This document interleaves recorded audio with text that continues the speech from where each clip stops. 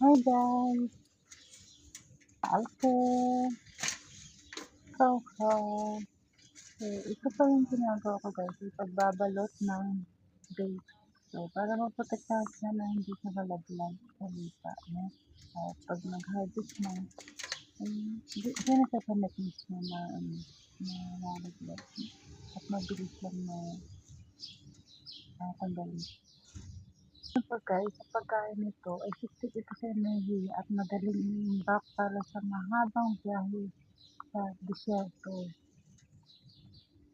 Alam niyo ba ang date sa kasalukuyan ngayon ang UAE ay tahanan ng mahigit na 40 milyong puno ng dates.